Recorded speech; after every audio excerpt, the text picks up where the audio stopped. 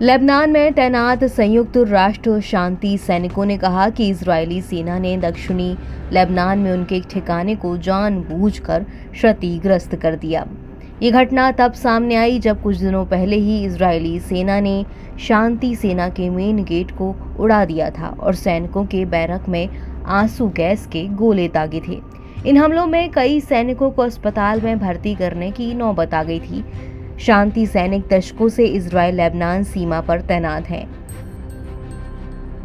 Lebanon में संयुक्त राष्ट्र अंतरिम बलों यानी कि UNIFIL ने एक बयान में कहा कि दक्षिणी लेबनान में एक इजरायली सेना के बुलडोजर ने जानबूझकर एक निगरानी टावर और संयुक्त राष्ट्र के एक ठिकाने को बाढ़ को ध्वस्त कर दिया। साथ ही ये भी कहा कि दबाव डाले जाने के बावजूद उसके बल सभी ठिकानों पर बने हुए हैं।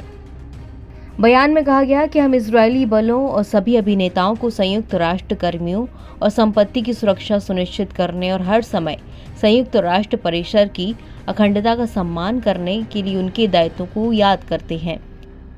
इसने इजरायल से संयुक्त राष्ट्र के ठिकानों का उल्लंघन करना बंद करने का आह्वान किया, जिसे अंतर्राष्ट्रीय कानून का घोर उल्लंघन माना जाता है।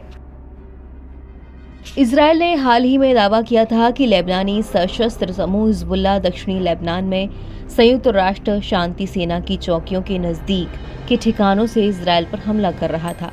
हालांकि हिजबुल्लाह ने इन आरोपों को नकार दिया है। बुधवार को यूनिफिल ने कहा कि दक्षिणी लेबनान में उसके एक निगरानी टावर पर एक इजरायली टैंक ने गोलीबारी की थी। ये तब हुआ जब लेबनान में संयुक्त राष्ट्र शांति सैनिकों पर कई दिनों पहले कई बार गोलीबारी की गई, जिसमें कम से कम 4 सैनिक घायल हो गए। पिछले हफ्ते यूनिफिल ने कहा कि 2 इजरायली टैंकों ने दक्षिणी लेबनान में उसके एक ठिकाने के मुख्य द्वार को नष्ट कर दिया और जबरदस्ती उस ठिकाने में घुस गए।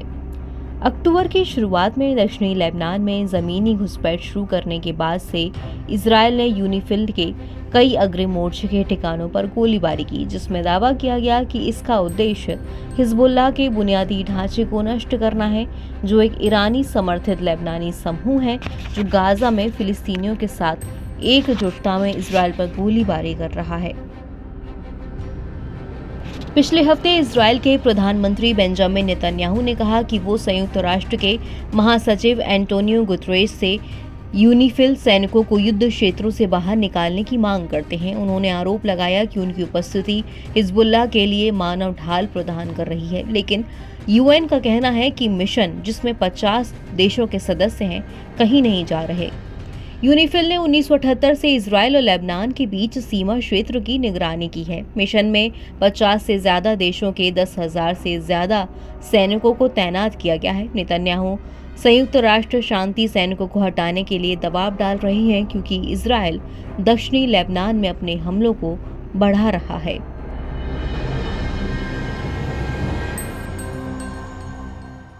NBT ऑनलाइन की रिपोर्ट।